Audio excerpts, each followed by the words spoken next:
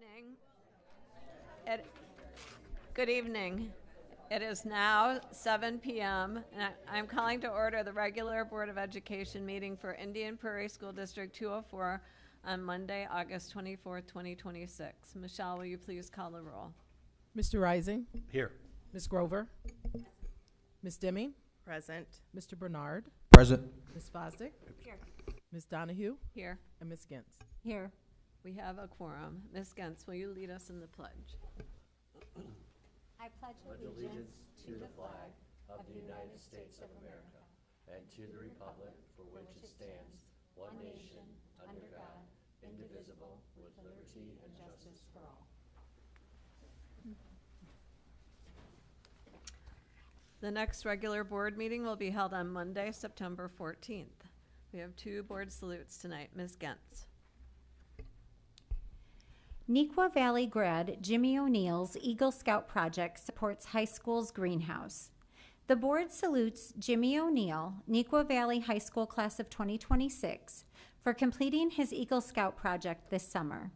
Jimmy was a member of Scouting America Troop 889. He designed shelves to be used in the Neuqua Valley High School greenhouse, then worked with other scouts to build shelves that can be used year-round for botany courses. Jimmy is now a freshman studying engineering at the University of Illinois. Congrats, Jimmy.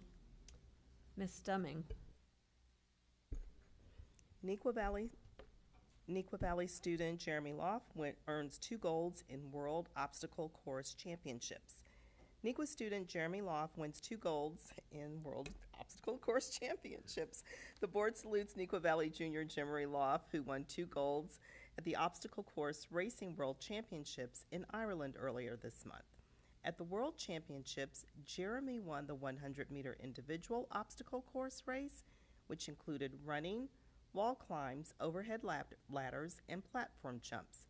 He also captured the age 16-plus mixed relay to a gold medal in 1 minute 44 seconds. He was the captain of that relay team. Congratulations, Jeremy. Let's have applause for these great accomplishments.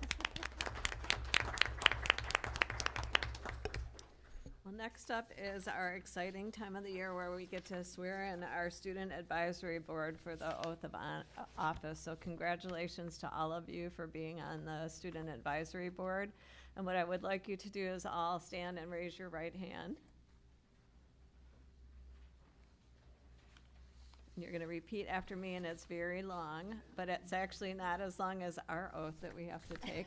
But it is built on it, though. So I, and then state your name, do solemnly swear or affirm that I will faithfully discharge the duties of the office of Student Advisory Member of the Board of Education of Indian Prairie.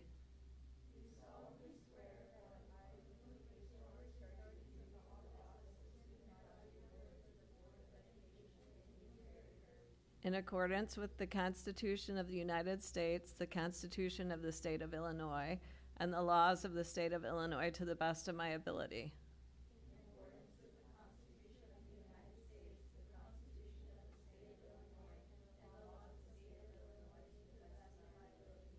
I further swear or affirm that I shall encourage and respect the free expression of opinion of my fellow students, board members, and others who seek a hearing before the board while respecting the privacy of students and employees. I shall encourage and respect the free expression of opinion of my fellow students, board members, and others who seek a hearing before the board while respecting the privacy of students and employees. I shall recognize that a student advisory member has no authority as an individual and that decisions can be made only by a majority vote of the members of the Board of Education at a public board meeting. I shall recognize that a student advisory member has no authority as an individual and that decisions can be made only by a majority vote of the members of the Board of Education at a public board meeting. I shall respect and follow all board norms and understand that only the board president may speak on behalf of the board, on the board's behalf. I shall respect and follow all board norms and understand that only the board president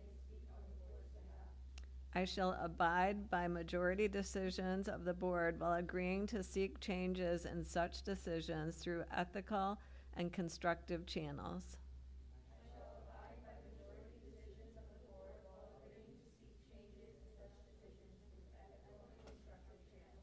As a member of the Student Advisory Board, I shall accept the responsibility for my role in the equitable and quality education of every student in the school district.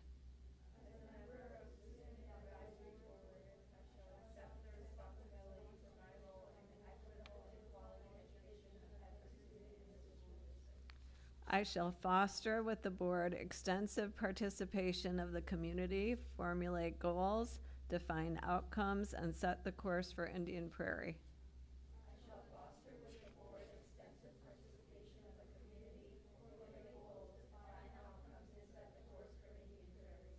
I shall assist in establishing a structure and an environment designed to ensure all students have the opportunity to attain their maximum potential through a sound organizational framework.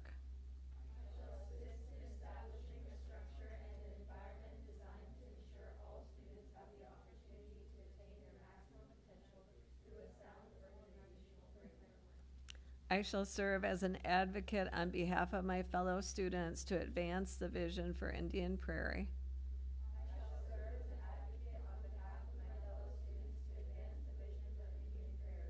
And finally, I shall strive to work together with the district administration to lead the school district towards fulfilling the vision of the board has created, fostering excellence for every student in the areas of academic skills, knowledge, citizenship, and personal development.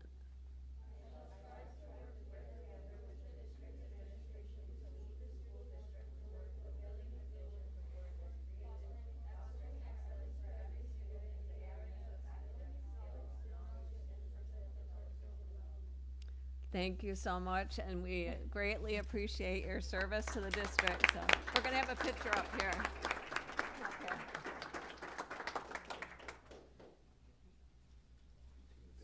Yeah.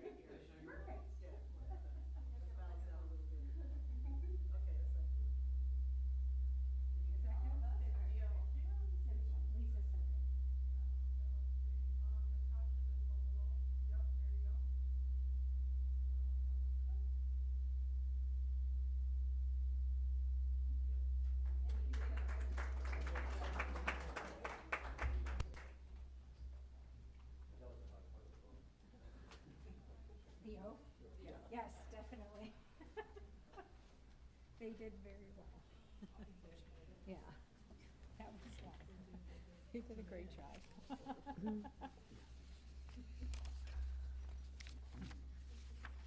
All right, we have no public comments tonight. So we will move on to our consent agenda and superintendent report. We'll start with the superintendent report. Dr. Price. Thank you.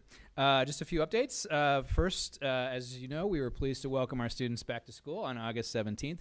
We were excited. I hope you all were as well.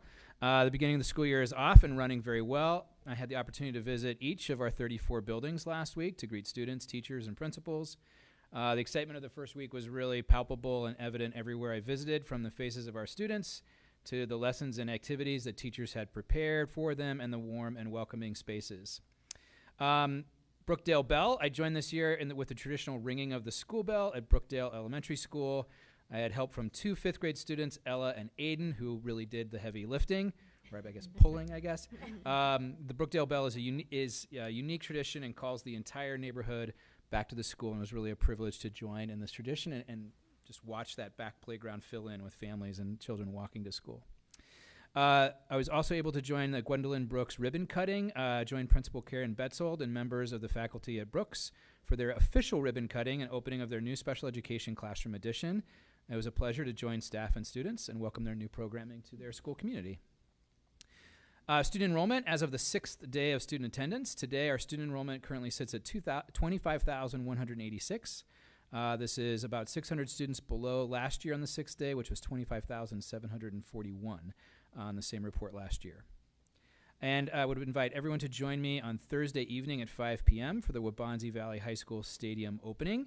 We're excited to join the Waubonsie Valley staff and community for the ribbon cutting at their new stadium. The stadium has a new turf field, new seating. The home stands and visitors have flipped, a new concession stand, and then you can stay for the boys soccer team home opener as well. So hope to see everybody on Thursday. Thank you, Chair Donahue. All right, thank you. I now need a motion and a second to approve consent agenda items D through M. I move that the Board of Education approve consent agenda items D through M as presented. Any discussion? Michelle, will you please call the roll?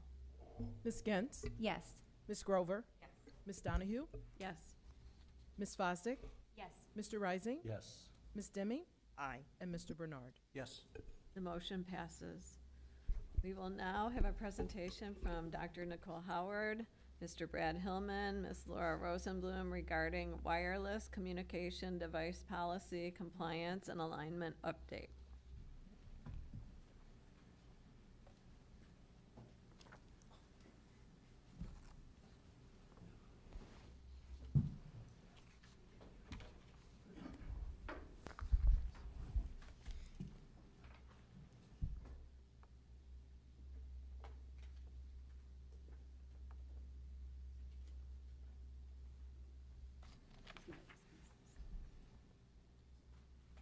Good evening, Board of Education and Superintendent Dr. Price. We're going to discuss Public Act 104-657, more commonly known as the bell-to-bell cell phone ban, and our roadmap to updating our board policy to meet all of the requirements ahead of the 2027-2028 school year deadline. Sorry, our slides just aren't advancing. We're trying to figure out why.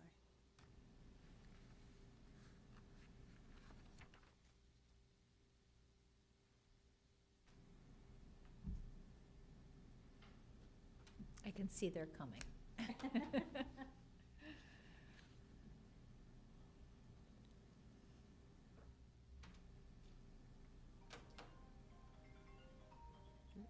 It's a cell Let's phone. answer that.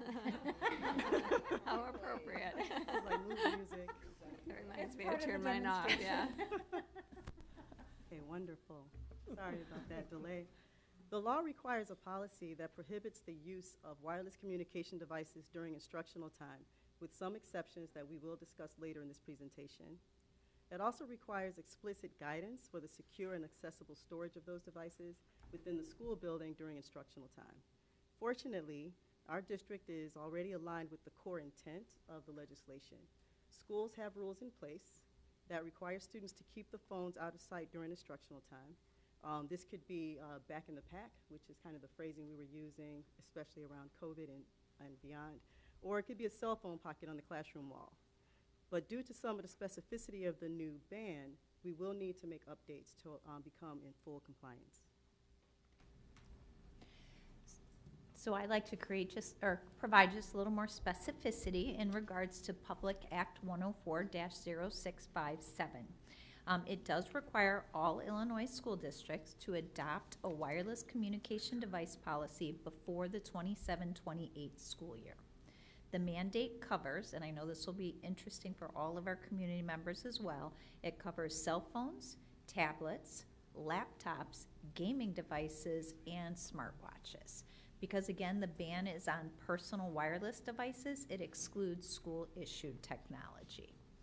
In addition, the law explicitly prohibits enforcing the policy through fees, fines, out-of-school suspensions, expulsions, or law enforcement involvement except in cases of gross misconduct. So on this next slide, really an extension of what I just shared about explicitly prohibiting the enforcement through exclusionary discipline, that is listed on the right-hand side under trauma-informed enforcement. So again, it wants us to make sure that we're providing developmentally appropriate responses to students who do violate the policies. In addition, they included a good faith immunity clause, which says that staff members are immune from liability resulting from damage to a wireless device, provided that the device was stored in good faith and in accordance with the district's official policy. So as we're working to develop our next steps, this was the guidance for that. So therefore, we're very fortunate that our current board policy, adopted on March 9th of 2026, has the following language specifically embedded within the 6th section of the prohibited student conduct. Unless otherwise banned under this policy or by the building principal, all electronic devices must be kept powered off or silenced or out of sight during the regular school day, unless A, the supervising teacher grants permission, B, the use of the device is provided in a student's individualized education program, or IEP, or Section 504 plan. C, it is used during the student's lunch period, or D, it is needed in an emergency that threatens the safety of students, staff, or of other individuals. Therefore, our board policy is already aligned with the core intent of the new law. We are currently enforcing Board Policy 7190 through active campaigns within the building that focus on having the cell phone in backpacks, left in lockers, or generally out of sight or on wall pockets. As this is a work in progress for both teachers from the enforcement standpoint and for students from the compliance standpoint, we have a range of consequences that we use that are shown here. From warnings to parent contact, to parent conferences, detentions, phone confiscation, but exclusionary discipline is not used for this violation. So for a simple violation, we have what is up there. However, we would like to say that unfortunately cell phones are sometimes used as part of a more egregious event. When that happens, a cell phone violation becomes secondary and the student's primary offense is the thing that gets factored into their actual discipline.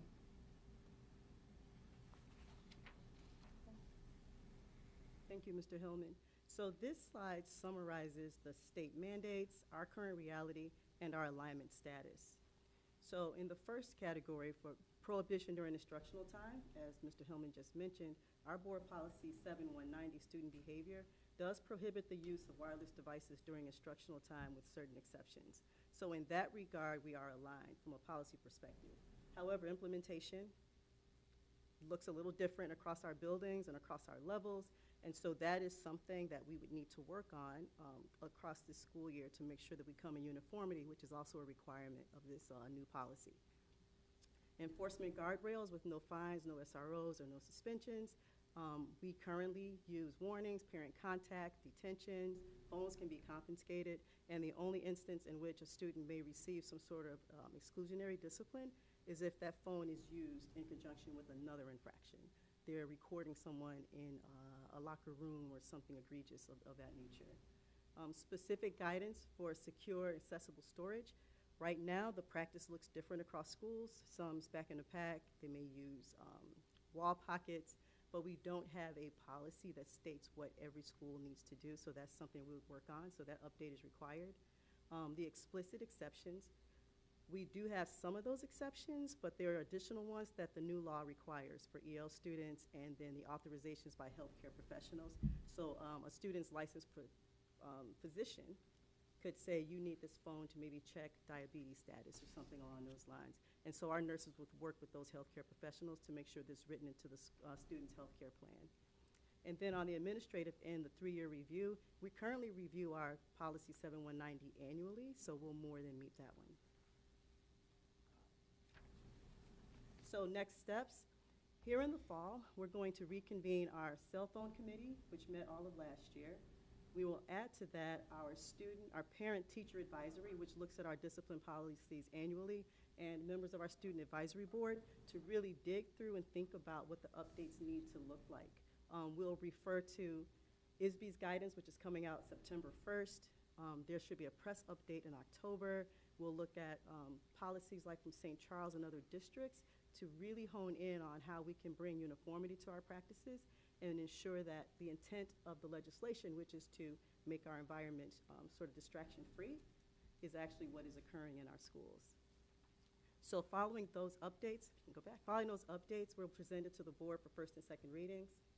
And then following that, once it's approved, we will begin the communication of the updated policy to all the constituents, our staff, students, and our families, so that by the spring, we can start looking at what we need to do internally to meet those requirements, whether it's acquiring new, I would say, storage.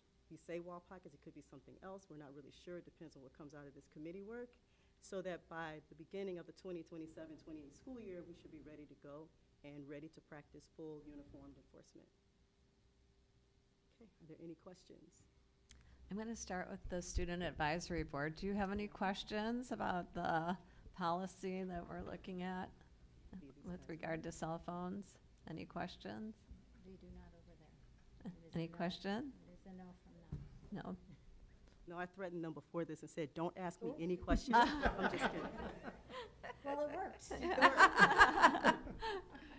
We did have a Student Advisory Board discussion, and this past year, the year before that, where we had a committee that gave us some good insight and good things to think about. So that was very helpful information, that many things, because we're older, we don't have the day-to-day occurrences that the students do. So it was very insightful for us. So thank you. All right, I'll start with Ms. Fosdick. Do you have any questions? I have no questions as it's presented. I would just like to make a note on record that we consider using whatever cell phone storage we have as something that can be removed in case of an emergency evacuation or an ALIS drill, and whether or not wall pockets are the best choice for that. So that's my only caveat, but otherwise I'm glad that we're aligning and that we are already pretty much aligned with what we need to do. Ms. Deming? I had already shared a couple of things that, questions that I had, and I think you highlighted some of those that I had a little bit of concern about. But I am pleased. The positive thing is that we have been looking at this. I will be and I'm happy that we will move to alignment across the district. And I assume, is that alignment per level? So the elementary schools, middle schools, high schools will all be aligned with each other. Mm-hmm. Okay. I look forward to us being able to do that, and I do think it's beneficial for us to have student and parental input as we work on this together. Mm-hmm. Thank you. Mr. Bernard? I don't have any questions overall. I think this is absolutely great. It's fantastic. I have seen personally firsthand cell phone restrictions change how the classroom environment works. It's great for teachers, it's great for students, it's great for administrators. I can't say enough good things about it, how effective it really is to be in a cell phone free environment during class. And I would say too, I think the phone caddies are really a great step in that direction. I know we're still talking about that, but I would definitely say from firsthand knowledge that those really do make the difference. So thank you for this, and it's really great to see. Ms. Grover? Okay. Ms. Gent?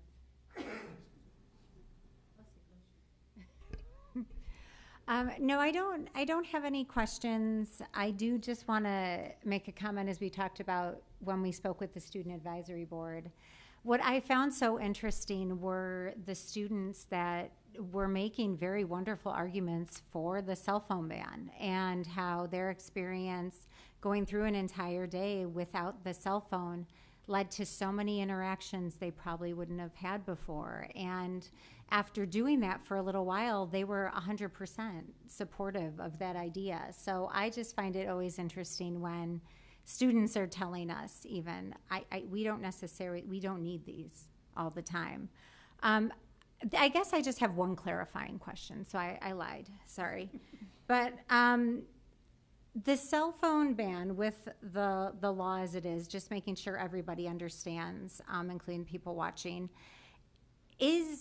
are cell phones going to be allowed at lunch, or is it going to be a complete from bell to bell off?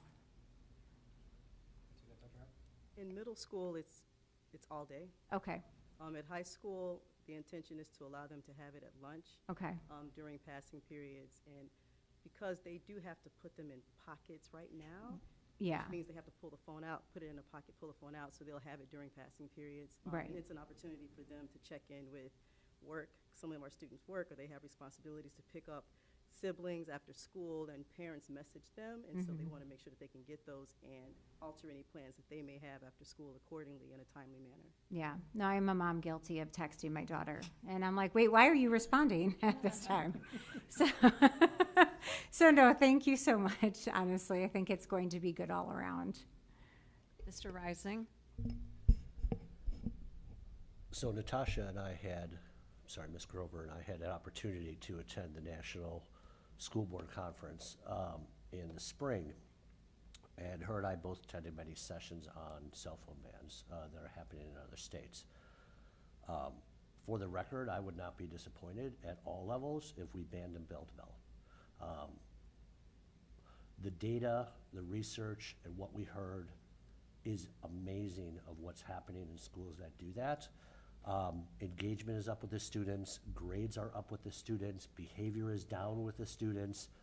And as a parent, and I know the kids love their cell phones, but if they can take that 7-hour break and not have to worry about who's saying what on social media, it's a gift we can give to our kids.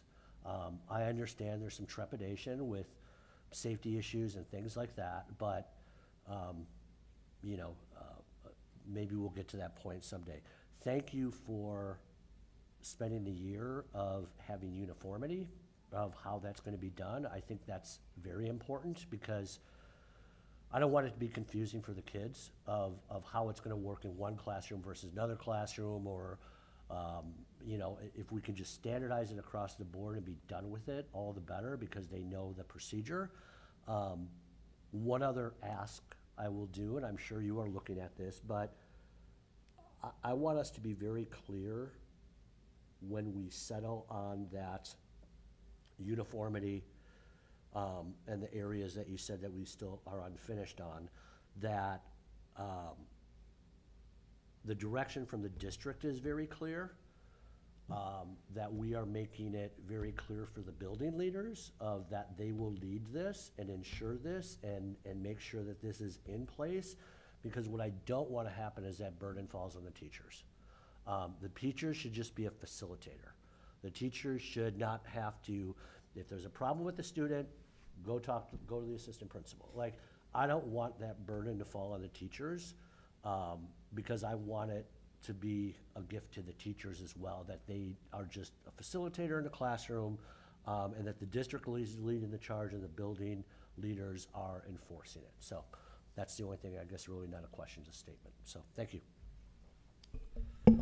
Thank you for your work on this. It is important work, and I agree with the comments that were made. I think it is kind of a life-changing environment when you don't have that cell phone distraction. The thing I found very interesting, and Ms. Fosdick brought it up at one of our calls with Dr. Price, was the smartwatch aspect of this, which I guess I was completely focused on the cell phones, and she asked about that, and I'm like, oh yeah, you're right, that can just be as distracting. And what is the thought on that? I mean, that's not something we deal with right now, or do students have to?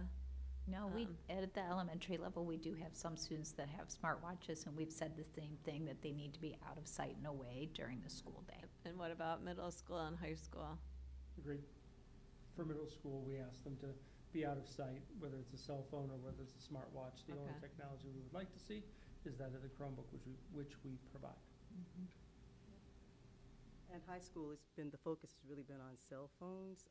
If the smartwatch becomes an issue, like it's being used for cheating or something, because our teachers see hundreds of kids during a day, and to look at every wrist to see if they have on an actual smartwatch or a regular watch could be a lot. And some of our athletes like their smartwatches because they use them for their health stats and other things. So that hasn't been a focus of ours, but that's something we're going to have to look at because it's not just the phones, it's the watches, and it's also the meta glasses and some of the other things. Oh, yeah, that's the other one, too. Yeah, I didn't think about that, but yeah. Yeah, it becomes more complicated when you expand it to these other technologies or whatever, so.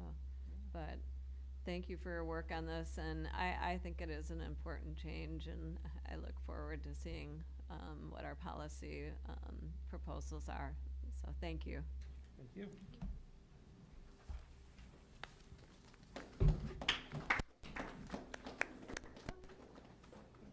That was so nice. We should clap for our presenter. Okay. Next, we will have a presentation from Mr. Matt Shipley regarding the 26-27 tentative budget presentation.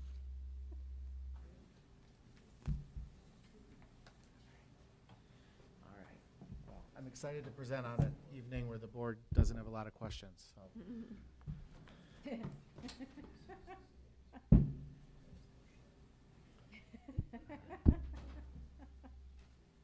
so funny, Matt. Good evening, members of the Board of Education. Tonight, I am presenting our 2026-2027 tentative budget. This is a required presentation as set by the Illinois State Board of Education for the adoption of our annual budget for the 26-27 school year. Tonight's presentation is in line with Board Policy 4.10 and Strategic Plan Priority Number 4. So this evening, the goal is to highlight prior budget discussions. So again, although we are talking about the 26-27 budget adoption this evening, and this isn't the first time we've talked about it, we've really started these discussions with the board almost 6 months ago now in February and May. So just want to circle back to those conversations. Then we'll look at the 26-27 operating budget initiatives. So again, before we start getting bogged down in spreadsheets and numbers, just really want to lay out in a clear and concise manner what some of the priorities administration brought forward as we work through this year's budget. We will then look at the operating budget, followed by the non-operating budget, and then we'll close with what the next steps are, both to adopt this budget next month at the September 28th board meeting, as well as next steps really over the next 4 to 6 months from a budget and finance perspective to really ensure that what's laid out tonight occurs as part of this budget. And then I will be available for any questions. So again, to highlight some of the discussions we've had over the past 6 months, first, starting with revenues, and again, we really start our focus in February talking about revenues, and talking about revenues with a long-term, generally 3 to 5 year horizon. So in general, we expect operating revenues to grow around the rate of inflation, and that's primarily due to local property tax growth and really having a strong property tax base here in the Indian Prairie community. State and federal revenues are expected to grow at less than 1% annually, so that is below the rate of projected inflation. And we did highlight in May a significant reduction in Title I revenues, of over 50% reduction, about a $1.2 million reduction in total. And again, that was received with relatively short or no notice in late April of this year. We did complete successfully 2 union contracts in the spring. Those have been incorporated into our budget and forecast along with other major contractual service agreements. And then we did highlight, again, initially in May, that the district has a strong financial foundation, and we'll reiterate those points in a minute here. However, we did talk that a deficit is projected for the current year, which will require continued focus moving forward on efficiency of operations. And I think administration has made it clear, and the board has made it clear as well. Our expectation is to have a balanced budget for next school year. So again, just kind of summarizing what we talked through in May. We're entering a period of a very challenging operating budget environment, definitely one of the more challenging operating environments we've had over the past 5 to 10 years. But as a district, we feel that we are in a good position to manage these challenges. And that really comes down to 5 key points. First, as already alluded, we do have a strong property tax base and a property tax base that continues to grow. So as a district, over 3/4 of our revenue is tied to local property taxes. And compared to many other communities throughout the state, we are starting with a very strong property tax base. Secondly, we did highlight that we do have adequate reserves to absorb a potential 1-year deficit. So our board policy is to maintain reserves of at least 25%. That's also in line with requirements set out by the State Board of Education to maintain their recognition status. We will be above that 25% threshold in this budget year. Third, we talked about having a stable enrollment environment, and this really comes down to 2 key pieces. First, we've done the hard work as a district to understand our demographics, understand our enrollment, and understand trends with our community. That starts with the boundary work that was a lot of work for both administration and the board back in 2022. We also work closely with both cities to understand any potential developments or any growth they're seeing. And so overall, that creates an environment where we know our enrollment, and we've made some of the difficult decisions necessary to support enrollment changes and trends throughout the district. The second piece is, again, relative to other districts. We know we're a destination school district. We know there are really not just national, but even global trends in birth rates and things that are keeping enrollment declining throughout the country. We've seen some declining enrollment here at Indian Prairie, but we know that overall our status as a destination district will keep our enrollment more stable than other districts throughout the state and again, throughout the country. Our sort of 4th pillar of that financial stability is having a consistent source of funding for building and capital. So again, this is maybe the box we've checked off most recently with the successful passage of our Safer, Stronger 204 referendum, and we'll cover the benefits and plan for that referendum spending when we look at the non-operating funds here shortly. And then finally, perhaps the most important is just we've demonstrated a history of having strong government and management practices. So that's both at the board and administration level. We have demonstrated an ability to live within our means, to maintain adequate reserves, to support balanced budgets on a multi-year time horizon, and to make the difficult decisions necessary to build and continue to build financial stability for the district. So with that in place, again, just want to transition to talking about a couple of our budget initiatives for this year. And I do want to mention these generally will harken back to presentations that my colleagues have given to the board and to the public throughout the year, right? So a good budget and a strong budget process really sees the strategic plan in action through the budget, and we believe that that's what we've done with this year's budget.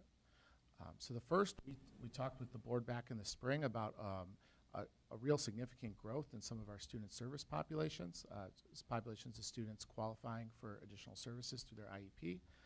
We talked specifically about having a 10% growth in the rate of students with identifying with autism or with other high incident disabilities. We've addressed that need through a strategic investment in our student services. So that includes 15 additional full-time equivalents, as well as an increased budget for both outplaced services and special education transportation this year. The second budget initiative that, again, we talked originally about in May was to minimize the impact of those Title I funding reductions. So again, we had a $1.2 million reduction in Title I funding. Obviously, to be transparent, that is a significant reduction in revenue, and that will be a challenge for our buildings, but we did have a focus on how can we minimize the impact of that funding loss.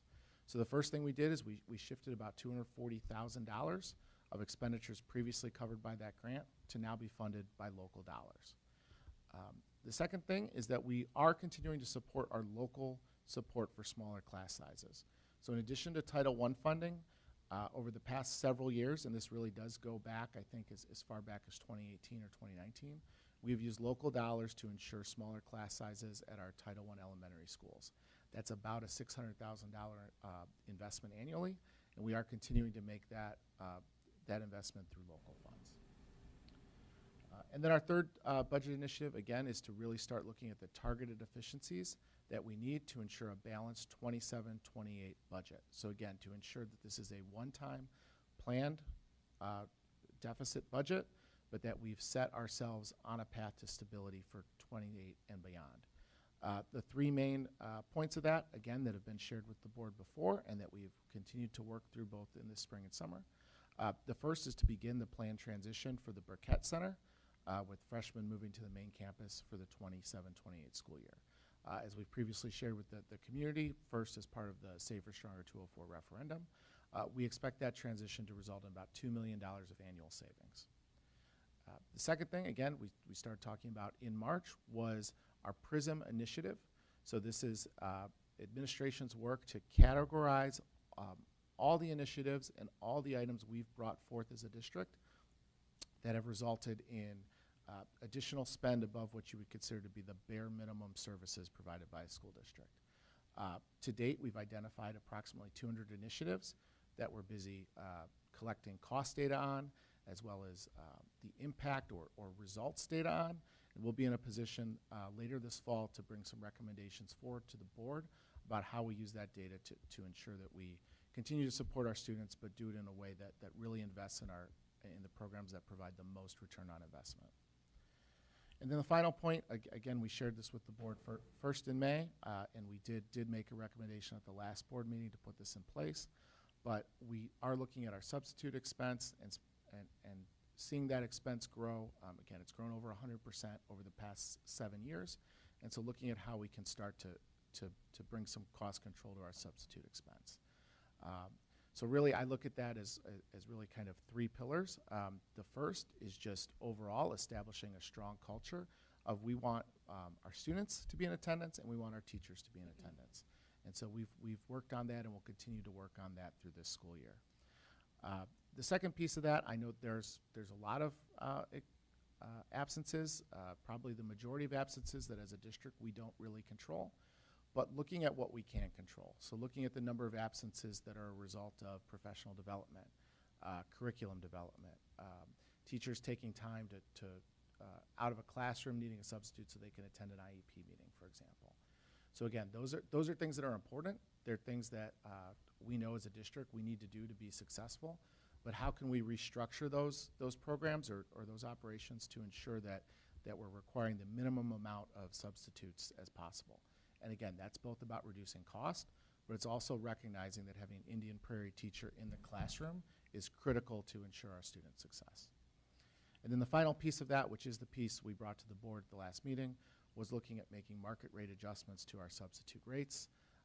Again, during COVID and during some of the time immediately after COVID, we made some changes to those rates, and this was really about bringing those back in line with some of our neighboring districts. And again, bring it more in line with what we see other districts' substitute rates as. So all that in summary, really where we're sitting this evening with our operating budget is that we are projecting a one-time $5.8 million budget deficit. That's what's being proposed this evening. That represents just over 1% of our total operating revenues. We are still projecting a long-range forecast for balanced budgets beginning in 27-28, so beginning in next school year. And again, just to summarize some of the conversations we've had over the past several months, the deficit is the result of several causes. These include both state and federal funding losses, cost increases in key budget areas, and then still our desire for targeted expenditures to continue to support our students and support our areas of greatest need. So with that, I will move into our operating funds budget for the 27-28 year. Again, these funds and this reporting is done in accordance with requirements of the State Board of Education. That does require that we maintain 6 distinct operating funds, with the education fund being the overwhelming majority of our operating expenditures. Our focus for these funds is on the day-to-day operations of the district and those revenues. So the operating funds are not directly impacted by some of our longer-term investments made through the Safer, Stronger 204 referendum. However, as we've, again, communicated in the past, both as part of our budget and as part of our referendum discussions back in 2024, we do expect that over time, those capital investments will show a positive impact on the operating budget through increased inefficiencies Again, whether that's programming efficiencies like the Burkett Center transition, or more operating in nature, such as energy efficiencies as a result of LED lighting, for example. So again, here's our operating budget in the aggregate. So this is showing all 6 funds, both the budget for fiscal year 2026 compared to our tentative budget being presented this evening. And I do just want to highlight 2 key numbers. So circled here is the $5.8 million deficit as discussed. And then also highlighted is where that puts our fund balance as a percentage of expenditures. So again, we talked about one of our 5 pillars of our financial strength is maintaining that fund balance percentage and maintaining adequate reserves.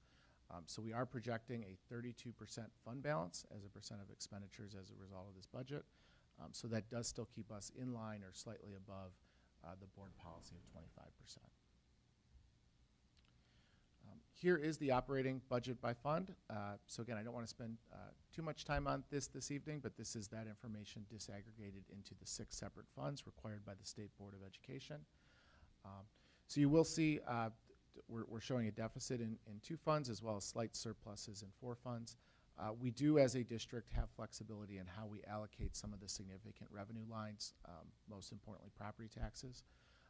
So we have the ability to kind of manage those fund balances and manage those revenues specifically, again, to ensure all fund balances and all funds stay liquid or solvent throughout the school year. Here's just a quick pie chart breakdown of our operating revenues, and as kind of already mentioned, property taxes continues to make up the overwhelming majority of our revenues, coming in at 78%. That is actually a tick up of 1% from the prior year. So again, that is a number that traditionally has been the largest share of our revenue, and if anything, it is growing over the past several years. So the good news with that is, again, that does show a strong property tax base. That does show that we're adding new property to the tax rolls each year. The flip side is it shows that the state revenue is not growing at the same rate. And again, state revenue is largely been flat or growing at less than 1% of the year. The budget we're presenting this evening does assume the annual levy will include a 2.7% CPI increase. That is allowed under the property tax extension limitation law, and that will take action by the board in November and December to put that increase into effect. Again, continue to have a strong property tax environment. That has led to the chart shown here, where even as we continue to increase our property taxes by CPI, the actual property tax rate continues to decline. So we are at the point where our property tax rate is the lowest it's been since 2008. I will mention that a lot of that growth in current property value has been on the residential side. So that does mean that over time we are seeing a little bit of a shift in the tax burden from commercial industrial properties to residential. And that's why commercial industrial growth continues to be critical for the district, both to add new revenue to the tax rolls to support our district and support our students, but also to minimize the burden on district residents. Again, mentioned a couple times already that challenge with state revenues. We showed this chart first in May, but I do think this is again a good chance or good opportunity to refresh and show this challenge. So again, we are budgeting small increases in evidence-based funding and categorical payments for this year. But if you do look at the chart since 2018, which is in blue here, you'll see that revenue really has grown pretty minimally since the start of evidence-based funding. And there have actually been years where, again, that state revenue has actually declined. The orange line shows what state revenue would be if it had just kept up with the Consumer Price Index since 2018. So again, our property tax levy has grown by the Consumer Price Index. Actually, it's grown by a little bit more when you add new property. But state revenue is showing about a $10 million gap from that Consumer Price Index number. So again, in an environment where we're showing about a $6 million deficit for next school year, we're showing a $10 million gap in state revenue compared to inflation. We did receive our evidence-based funding allotment a week or two ago, so just after this budget was initially published. Our evidence-based funding number did come in slightly above the budget. But we won't know our final categorical numbers until about November. And so we've kind of kept the evidence-based funding number at the slightly lower number by about 200,000, again, just in case there's some uncertainty or potential for a decline in the categorical revenue below expectations. Again, this is based on the revised EBF number that came out a couple weeks ago. So you will see, again, we're kind of right back where we started on our evidence-based funding journey. So in fiscal year 2018, Indian Prairie was a Tier 2 evidence-based funding district funded at 80% of adequacy. In fiscal year 2027, we are a Tier 2 evidence-based funding district funded at 80% adequacy. You'll see what has grown is that adequacy funding gap. So again, the amount of dollars it would take to close that gap is now its highest amount, right around $85 million. So we've talked about evidence-based funding a lot in the past, some of the challenges we've had as a Tier 2 district. We've talked about that even as that percentage has maybe increased slightly or stayed stable. We're now in an environment where we've seen that percentage decline for 2 years in a row. And at kind of the current state forecast or state budget, I would expect we'll fall below 80% next year. So again, we always look for kind of the annual update on how we compare to our comparables when we talk about total revenue or total expenditures. You can see here we have the lowest operating expenditure per pupil when compared to our 7 other comparable districts. Our operating expense per pupil last year was $17,527. Our comparable districts range from $19,100 all the way up to $23,200. So again, a significant gap. Again, when compared with Naperville 203, for example, in total dollars, that's about $70 to $80 million. We have less than our most comparable district. All 7 of these other districts, their adequacy percentages range from 96% to 125%. And again, this chart maybe some changes on maybe some ebbs and flows between year, but this has been largely consistent for many years, probably since the district started close to over 50 years ago. But one sort of added challenge or one piece that as we've added evidence-based funding, and again, here's really the challenge is that evidence-based funding has raised the floor for funding in Illinois. And so there are districts that, again, don't have the local property wealth that we have or that our comparable districts have, and they have seen significant increase in revenues. And so shown here are just 6 other unit school districts. These are districts that at the start of evidence-based funding we're spending at or below where Indian Prairie was, and as you can see, we're now spending less than those districts as well. So these are all districts that probably 2 pieces of this. They have spent time in that Tier 1 funding where 90% of the new tier money starts out. There are also districts that again, the adequacy percentage is based on specific student need.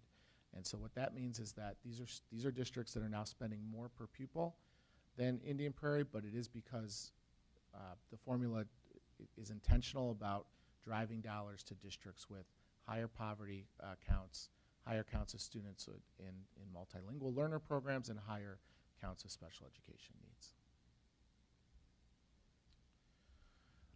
So just moving on to the expenditures then. Again, this budget reflects all our union agreements, significant contracts, and all our known obligations. We are overwhelmingly a people-first business with 77% of our expenditures going to the salaries and benefits of our over 3,100 employees. We also have 15% that go to purchase services. Those are primarily contractual services for the district as well that are heavily people-based.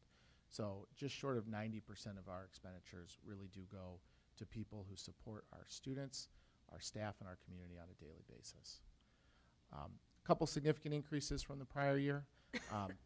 Again, these are things we've highlighted to the board through regular budget updates or have talked about either February or May.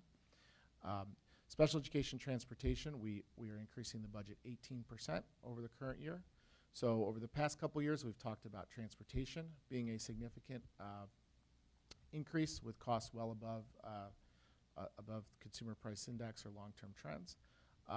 We seem to have some cost certainty, and we seem to see those expenses becoming more predictable.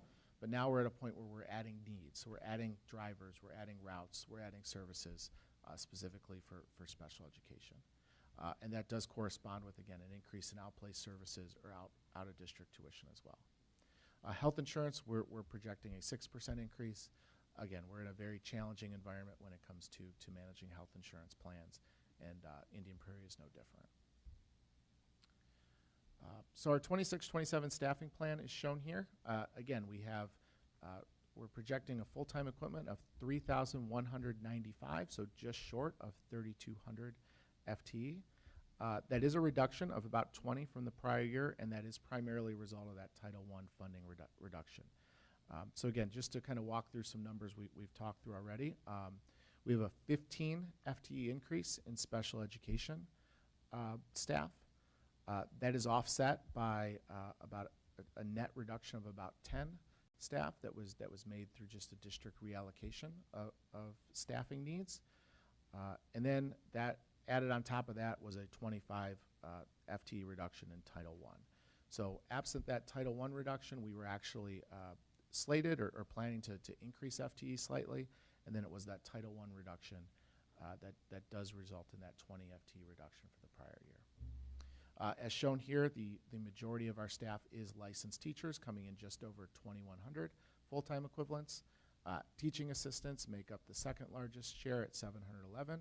So again, that's 2,800 FTE dedicated to staff that are working directly with our students on a daily basis. We've other support roles, including secretaries, nurses, OT-PT staff, and other support staff as well. And finally, I'll point out we have at 95 administrators, we have the highest pupil to administration ratio in the state. So again, we've prioritized our staffing in the positions that most directly serve our students on a daily basis. Moving on to our non-operating funds. Again, we have two non-operating funds that are maintained by the district. This includes our capital projects fund as well as our debt service fund. So while we just kind of covered the day-to-day operations of the district, these focus really on the long-term investment in district facilities as well as any repayment or related financing tied to that work. There's very limited recurring revenue that's available for capital investment. Again, this is where those foundations for financial stability, where this becomes so critical to have, because we do not have a dedicated operating revenue source coming from the state or from the federal government that is provided to capital. We are reliant on referendum dollars from our community. And again, these dollars are tracked separately from other capital funds and from operating funds. That's done to ensure compliance with various bond requirements. So we'll start with the capital projects fund. I'll point out here, we're starting with a significant balance here and really spending that down over the next 12 months. This spend does include work that's already been started, a lot of the work this summer that, again, the board approved in the winter and spring and have approved disbursements for throughout this summer, is included in this proposed budget. And so we started with just under $100 million in the Safer, Stronger 204 campaign. That's from bond dollars that were issued last summer of 2025. We are largely spending that down over the next year, and we will be looking to issue a large bond next summer, summer of 2027. All of that is in line with the initial cash flow plan, financing plan, and capital plan presented to the community as part of the referendum. What is new and what's circled here this evening is we are looking at doing a small bond issuance this winter. Right now we're proposing about a $10 million bond issuance. That really is to take advantage of an opportunity to potentially accelerate some work on the capital program side. So again, have some work infrastructure work that was maybe planned for the back end of the referendum back in 2030, 2031, 2032, and bring it forward a couple years. That does a couple things. Number one, we get the benefit of those improvements earlier. It lowers the cost of those benefits by reducing cost escalation and contingency needed to be kept. And then finally, it allows us to start repaying those bonds sooner, ultimately reducing the cost to the taxpayer. So again, this is an opportunity that's kind of arisen for Several reasons. First, because we are on budget and on schedule with our capital work already planned. And second, because we're on schedule with the financing plan as well, which we'll talk about shortly. In addition to the Safer, Stronger 204 column, we do maintain some locally funded capital. The primary focus of these dollars is really technology upgrades for the upcoming year, and you'll see $4.1 million of technology investments planned out of this fund. This relates to a transfer that the board approved about a year ago, again, to provide some long-term stability and certainty for some technology upgrades needed throughout the district. I do want to just spend a minute here just kind of showing or celebrating some of our capital project improvements. We've spent a lot of time this summer, rightfully so, highlighting some of the significant work done at Neuqua Valley High School and Waubonsee Valley. But wanted to take a moment to really focus on another school. This will be Longwood Elementary here. And just show how, again, how over the past several years, maybe in smaller projects, maybe in projects that don't necessarily make the front page on a daily basis, but how over the last 3 to 4 years we've truly transformed one of our elementary schools.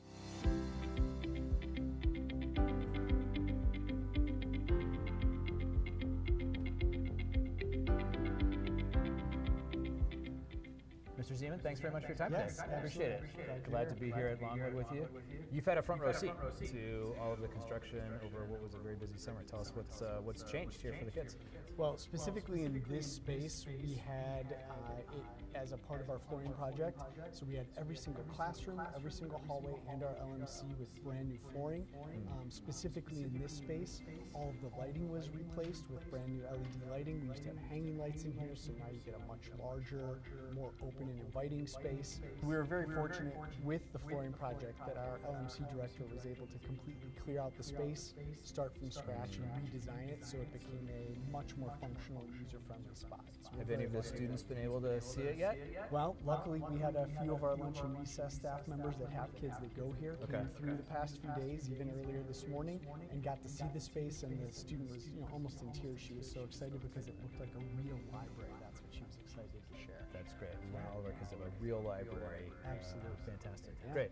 What else around the school has been touched this summer? Yep, so this summer, along with the flooring project and the lighting in here, we had every single student bathroom updated.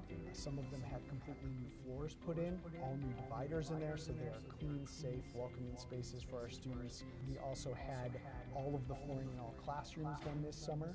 Last summer was another big piece of it, so this has been a multi-year project here. We had our entire vestibule and main office redone, so it is incredibly safe and secure, but also just provides the right space for the right meetings at the right time. So it's been very good. It's great. I mean, walking in the front door, you've got this beautiful, bright, welcoming for the students with those decals on the glass, and then now it follows all the way through the school. The flooring, the lighting, much brighter, much warmer for your students here at the school. Yeah, it absolutely does. And I think the way that I've described it to our community here is that they started about 2.5 years ago at the playground, worked their way inside, and now it is truly the place that they deserve, and the building matches the mindset and focus that the kids and staff have. That's great. Getting the building working with you as opposed to a building that sometimes is working against you. Absolutely. And I think the ability to come in and have teachers take everything out of their space, which is a very stressful, big moment for them. As we've been able to kind of make our way through the building here, getting ready for the year, they have come up with the most organized, student-centered learning spaces that are going to just be really supportive of learning this year. That's great. That's great. From the front door to the playground and everywhere in between. Absolutely. Thank you so much for taking some time to talk with us today. Really appreciate it. Yeah. Have a great day on Monday. Thank you. Thank you.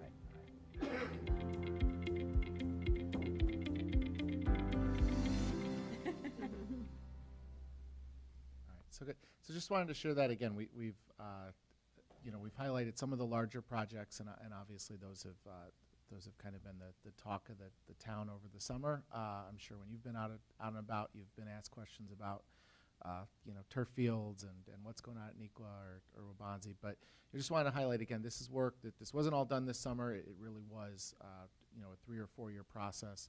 But this is reflective of where we stand with most of our elementary schools now. So new flooring, new lighting, new playgrounds, new safety and security. Again, not just the secure vestibules, but secure cameras, replaced all exterior doors. so we're really moving forward again, not just at a couple high schools or a couple buildings throughout the district, but we do believe with this work and again, this investment, we're transforming all buildings throughout the district. And so finally, just wanted to talk about the debt service fund, or again, how we're paying for this work. Again, our commitment to the taxpayers was to maintain a bond tax rate at or below 37 cents. As you can see here, that rate's currently at 32 cents, and we estimated it will stay around that 32 cents. Again, we've been able to keep it below that 37-cent rate for a combination of reasons. First is the strong growth in our property tax base with new property coming online. We did obtain a AAA bond rating, which has helped lower interest costs. That was above what we had projected when we started the referendum and came up with the funding proposal. And so this does, again, create an opportunity where we can add about $1 million in debt service from what we were originally projecting. And again, use that to support the capital program, continue to get work done, continue to build the momentum, ultimately save costs both on the capital side as well as on the debt service side. So with that, I'll just cover the steps needed here to make this tentative budget the official budget for the 26-27 school year. The budget is now available for review at ipsd.org/businessoffice. We will come forward to the board on September 28th for our annual budget hearing, as well as to ask for a vote of approval. That approval is required by September 30th, so we are coming in right at the deadline this year, just based on the general timeline for our process and where board meetings fell this year. Again, that will not stop our work. Moving forward in the fall, we expect to be in front of the board on October 19th to do a more thorough update of our Safer, Stronger 204 initiative, both reviewing the work we've done so far in summer 2026, as well as looking forward to the work in 2027. We are looking to bring our PRISM report and the work we're doing there to the board on November 9th, and that will be at the same meeting we start the annual tax levy process with the presentation of our annual tax levy at November 9th, with the plan for an adoption at the December 7th board meeting. And then again, if we are able to move forward with this proposed debt issuance, we'd be looking probably at November and December as well to bring that debt issuance forward for your approval. And so with that, I am available for any questions. Okay, thank you. I'll start with Mr. Rising. Thank you, Matt. Thank you to your predecessors, Jay Strang and Dave Holm, going back about 20 years. We know nothing else in 204 but for every year to look for efficiencies, every year where we can look at cost savings. For the 15 years I've been on board, that's how we operate in 204. And just to point out some positives. So you talked about the fund balance. We have the minimal that the state says that we should have for a fund balance, so we're not taking advantage of our property taxpayers. You mentioned the overall property tax rate. It's the lowest. Our property tax rate that we tax residents has been the lowest it's been since 2008. The non-operating tax rate, which is on the, that we promised taxpayers we would keep flat at 37 cent or 0.37, and we're at 0.32, so we've actually lowered that. We spend less per student than all of our comparable districts, and we spend about $3,000 less than the state average. And as you also mentioned, we have the least amount of administrators, so we're not top heavy. One of the lowest amount of administrators in the state, if not the lowest. So we do a lot of things great here in 204. And I'm happy that this is only a temporary deficit. I did want to point one thing out before I ask my only one question. It's the lead up to the question. Huh? So I guess on slide 15, if you could just go back to that. It is very frustrating to me that we were making our way back to adequate funding, and we were at 80% when evidence-based funding started back in 2017, 2018. We got to 85% adequate funding, and now we're back to 80% again. All these districts to the right of us, now Oswego was a tier 1, they're up to a tier 2 now. You know, West Aurora, Rockford, East Aurora, Elgin, all tier 1 districts. And tier 1 districts receive more state funding than tier 2 districts, which 204 is. But what's frustrating to me, and I'm not saying that they don't deserve that money, because they still are very low on funding from local resources, but they have received so much from the state now, and they received so much from ESSER funding, where we received minimal for ESSER funding, that they are now spending more than us per student and more than the state average. And to me, that's frustrating, because 90% of that new funding that comes into evidence-based funding still goes to tier 1 districts, and we kind of get what's left over in the scrap. So thank you for the work you've done. Thank you for the work that we continue to do as a board and as a district for the last 25 years through proration and funding and everything else. But I do have the one question. I often get asked, how come we didn't see this coming? And I just want you to answer that, because what I think I heard you say, and please correct me if I'm wrong, is that some of our purchase services came in a lot higher than we anticipated, combined with less funding that we received. Is that the reason why we're having this 1-year deficit? Or is that the best explanation? Yeah, I think those are accurate reasons. I guess I would, again, I would quibble a little bit with that we didn't see this coming. I think, again, we talked in May about a very similar budget deficit number. I think we talked in February about trends that seemed to suggest we were, you know, we were potentially looking at a deficit.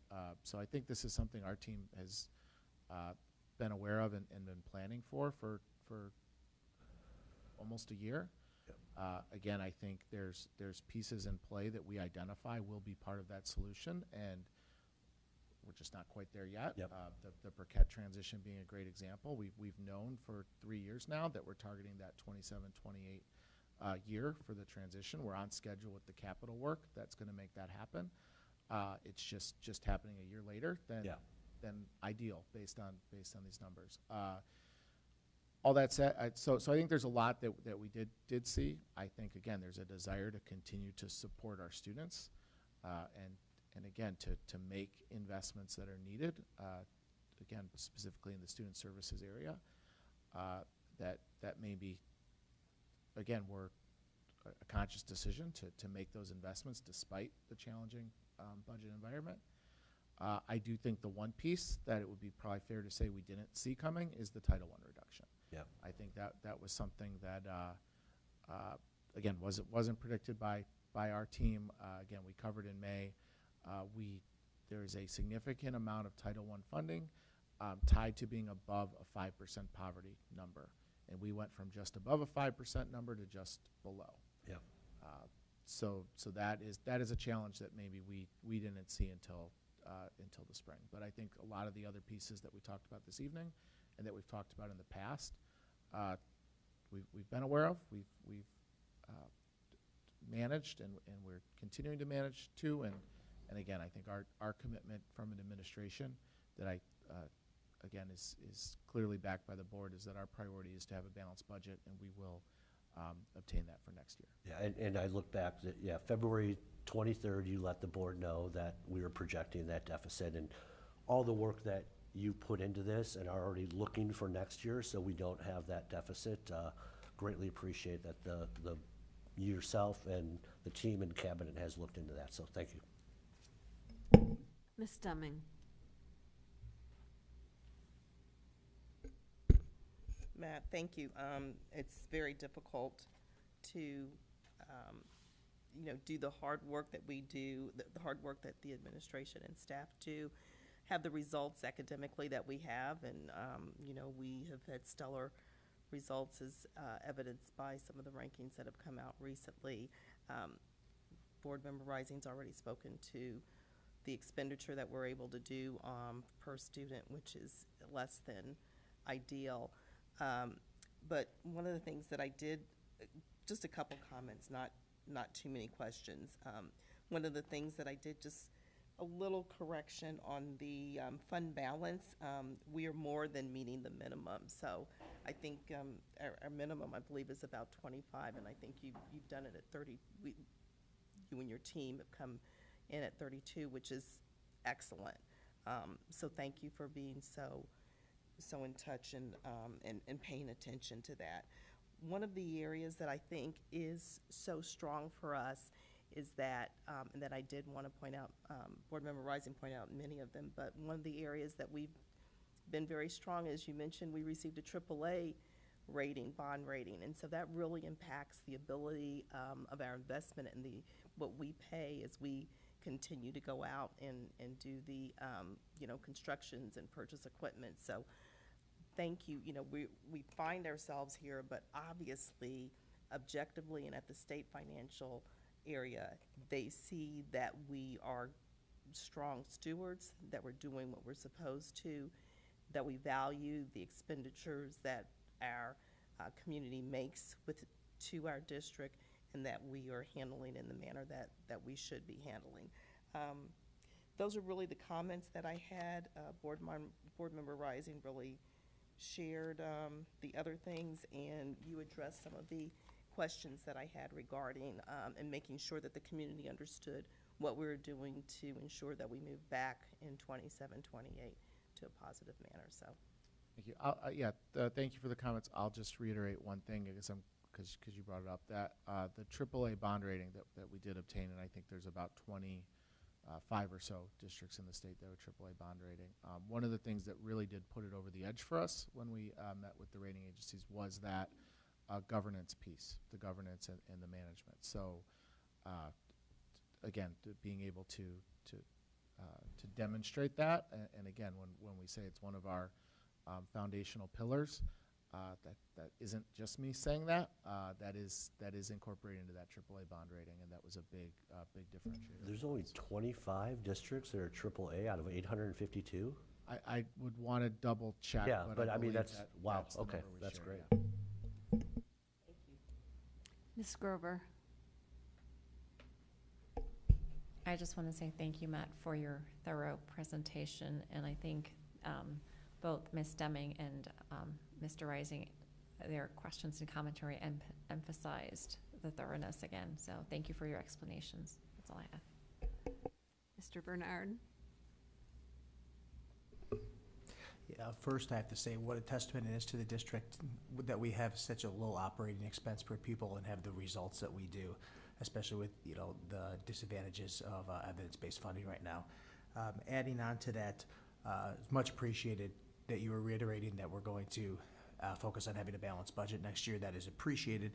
The only question I have would be, do we have a projection or some type of number for the estimated savings that these referendum capital projects will save us operationally within like the next 5, to 10 years?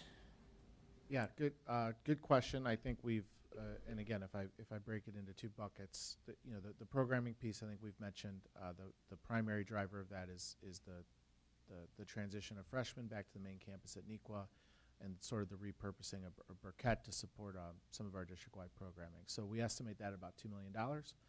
Again, we'll share that in a little bit more detail this fall, what those savings in a little bit more detail. The second piece sort of that we've reiterated is sort of that energy efficiency and looking to just continually, as we reinvest in infrastructure, to ensure we're doing it in a way that picks up operating savings. I don't have a great number for you this evening, and that's something I can provide. I will say one of the challenges in assessing that is that we're making those investments at the same time electricity, natural gas, and water continue to increase in cost. So I know we shared as part of last year's budget presentation that there were components of our energy portfolio that were going up like 15 to 20%. So The reality is some of those investments won't necessarily be savings per se that can be reinvested in other areas, as much as it will be really just ensuring that those cost centers don't increase, or at least increase as minimal as possible. But again, as we look at things like LED lighting, the early returns are showing that we're reducing our energy consumption by about 25% in buildings that have had that transition. So that is something that we're tracking and monitoring, and we can definitely report back in the future. Thank you, and I appreciate you adding on the rates going up potentially and then trying to catch up, but that is helpful nonetheless, so I appreciate it. Ms. Gentz. Yeah, I want to reiterate what Ms. Grover said thank you for that very thorough presentation. I feel like my fellow board members touched on a lot of what I was going to ask. With the Title I funding reductions, I can appreciate the fact that it was absolutely thrown at you guys, and you did a wonderful job of minimizing the impact. Will we have a similar situation at the end of this year? Like, do we feel like it might bounce back? Are we not going to find out till May again? Yeah, that's a good question, and it's definitely something that we're going to be monitoring. I think it's one of those things we won't officially know again until April or May. Okay. But some of the underlying poverty data does come out a few months earlier, so it may be something we know by February or March, or at least have a good, a better handle on. I think again, the other challenge that we've talked about is that the numbers tied to U.S. Census data. Mm-hmm. So again, just one of the challenges here is we have a funding source that's not tied to the students in our buildings. So it's not something we can be tracking. And again, that's part of why it caught us off guard, because we track our low income numbers, we track our free and reduced lunch students, and that number really didn't change. Mm-hmm. What changes that poverty number that comes from the U.S. Census. So something we may know a little earlier than we did this year, but again, it's something that I think it's something that really is out of our control. Yeah, absolutely. No, thank you. And then just on slide 13, I appreciated that you really answered my question about the trending downwards. So you do think like next year will be even lower than 80% funded?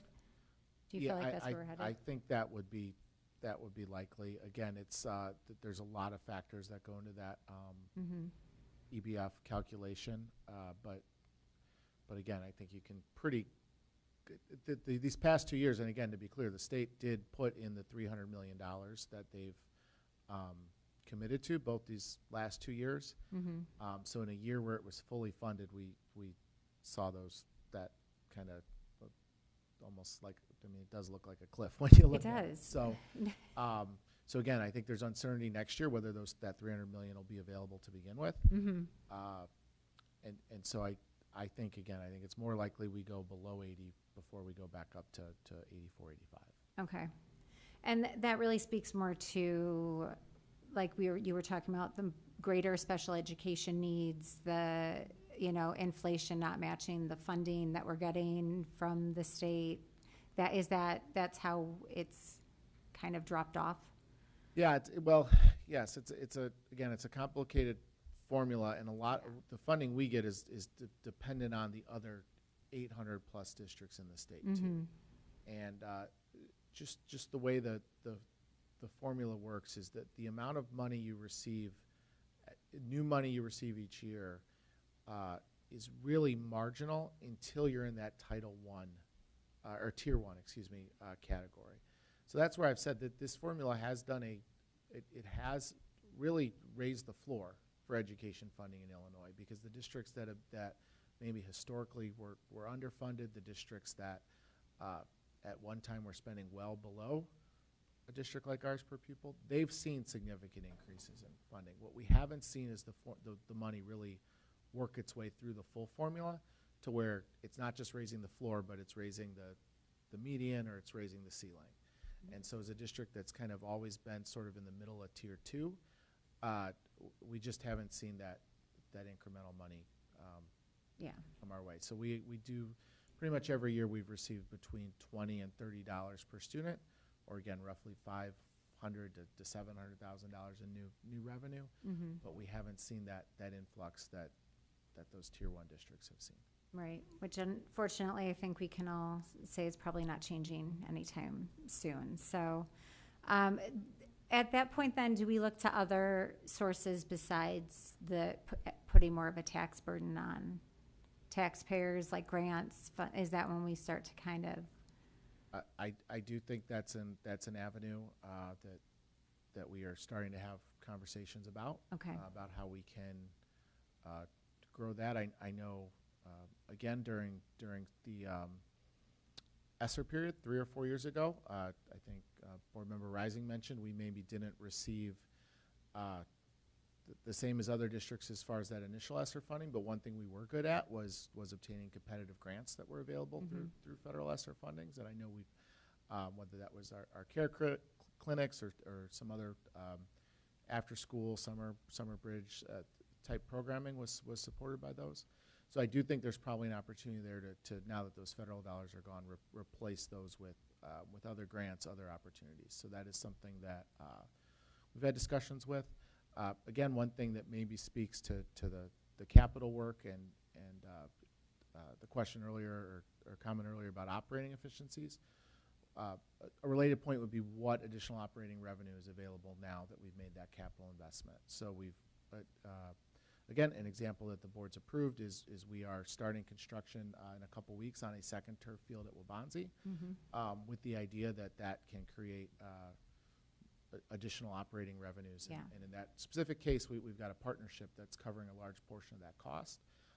But again, potential opportunities in the future that grows, building rentals, partnership agreements, working with our local park districts or athletic programs to just continue to bring resources through the district. So that is something that we're starting to look at as well as a potential additional way to grow our revenues and help close this budget deficit. No, that's great, honestly, and thank you for speaking to the turf field, because I think that is a wonderful way that not everybody, might think of for the district to be getting more funds. So thank you again. Ms. Fosdick?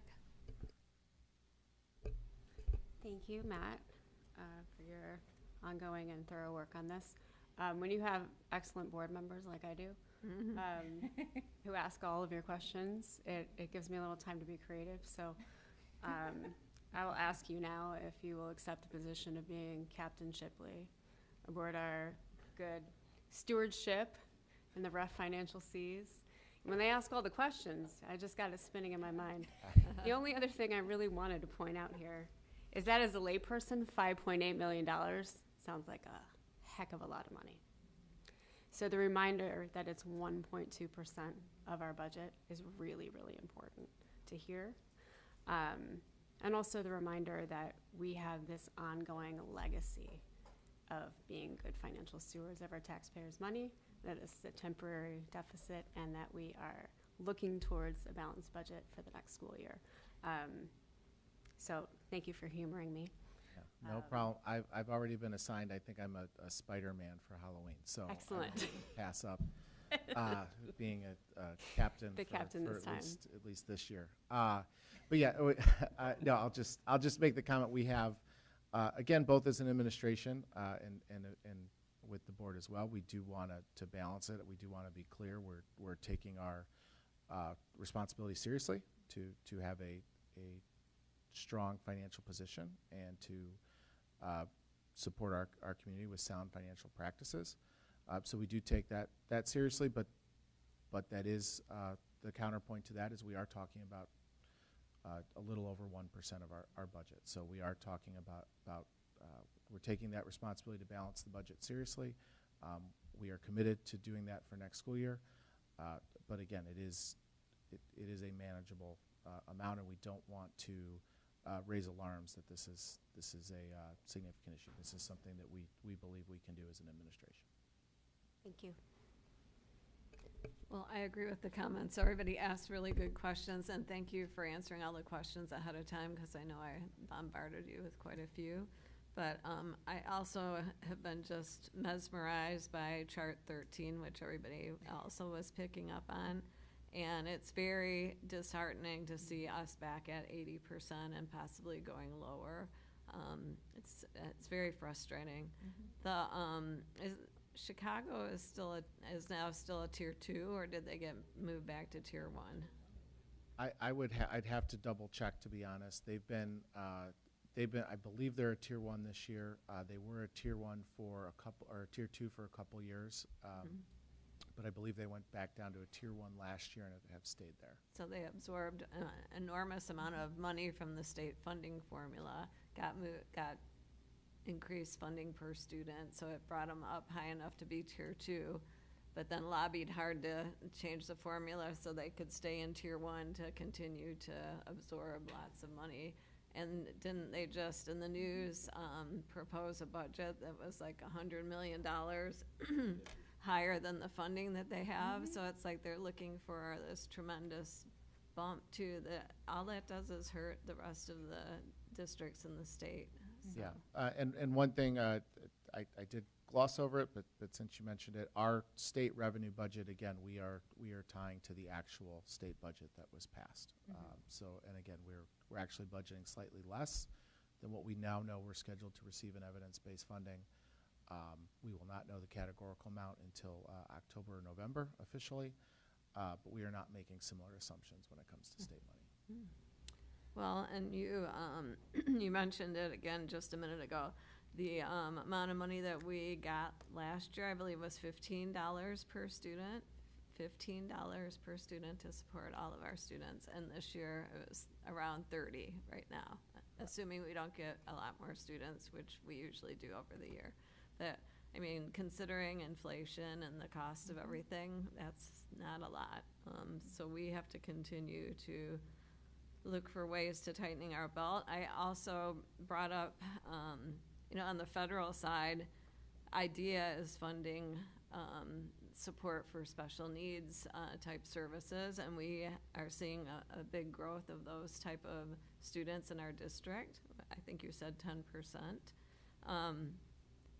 IDEA was formed in the federal government in 1975 with the idea it would fund 40% of the cost of supporting a special needs student. Right now, you said we're funded at 7%.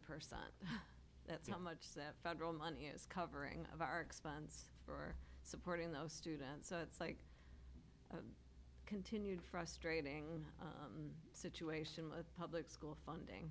So yeah, and we know we are a destination district for all, really all students, for many families throughout the state.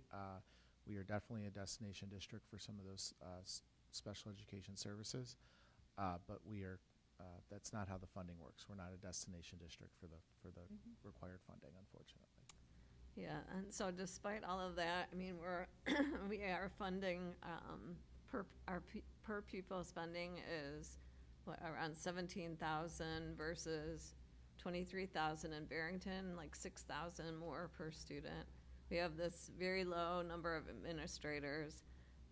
Everybody talked about our fund balance. So the target is 25% by the state. We're at 32%, which we just brought down a couple percent to cover this $5.6 million deficit. But that's still above the target for the state and a very good range and not too high. Like some school districts keep huge fund balances. We're not like that. We keep a fund balance that's reasonable and make sure that it protects our school system in case things happen to our funding sources, right? I think the other thing that we exchanged emails on, it was a data point from a while back, because somebody will ask, well, why aren't you like 203, like your tax base or whatever? How do you get to 100% funded versus 80? We would have to have, 170 Costco's in our district to make up that kind of a tax base. Yeah. Well, hopefully Board Member Karubis is watching tonight. I know. We're still former He Board Member left that Karubis legacy and for still- us to continue to repeat, yeah. But yes, we are, again, I think, as mentioned, it's important that we continue to work with our cities and encourage commercial industrial growth in the district, but and again, compared to statewide or compared to many other districts, we do have a strong property tax base. The reality is when we look at the comparable districts, we are on the lower end of that, and it would take significant new commercial or industrial growth to catch up with District 203 specifically. I think I speak for the board too, that we are supportive of the Title I class sizes and protecting that. We think that that's an important position to take, supporting those schools and those students. And you know, this is a tough job, and I really thank you for balancing all sorts of different pressures. The other thing I want to repeat too is a lot of people get confused about the referendum money and the operational money. Those are separate pots. The referendum money, which we are eternally grateful for and see all sorts of tremendous benefits to our district, is only for capital expenses, so for our buildings. So this operational side is where we continue to have tremendous stress and have had that for many, many years since I've been on the board. So thank you again for working so hard on all the pieces here and juggling the many changes that are going on in the funding formulas, whether from the state or from the federal side. So thank you. Thank you. Okay, legislative advocacy and Board of Education update.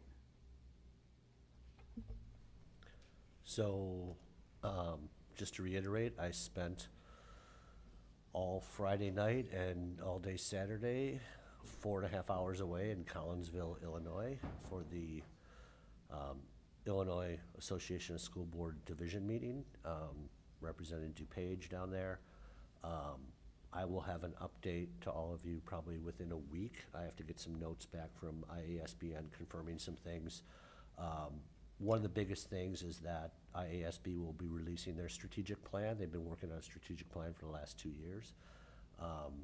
There's going to be a lot of new changes for the conference this year that I'll share with you as well, but some really good work that's happening through Illinois Association of School Boards. And then on this Monday, August 31st, ironically, I will be having the meeting with the State Board of Education because I sit on that committee for the evidence-based funding. So Chart 13, Mark. Yeah. So that will be interesting. What I will tell you, and some of the things I've already heard, is that the State Board of Education is very aware how evidence-based funding might not be doing as well as they anticipated. They are set to have their 5-year review for that, so we will see what comes of that. There's a subcommittee that I'm trying to get onto right now, so I can be part of that reviewing of the 5-year evaluation of evidence-based funding, but I will keep you up to date after I have that meeting on Monday, which is like half the day. So, yep, that's it for me. I would just like to thank Dr. Price too for arranging. He had Representative Underwood come visit Nequa, and Ms. Dumming, Mr. Rising attended the session, and that's always beneficial for us to have relationships with our state and local legislators and helping them help us into the future in a positive way. So thank you for arranging that. And yeah. So anything else? If not, I need a motion to adjourn. Motion to adjourn. Second. All in favor? Aye. Aye. Any opposed? Okay, thank you.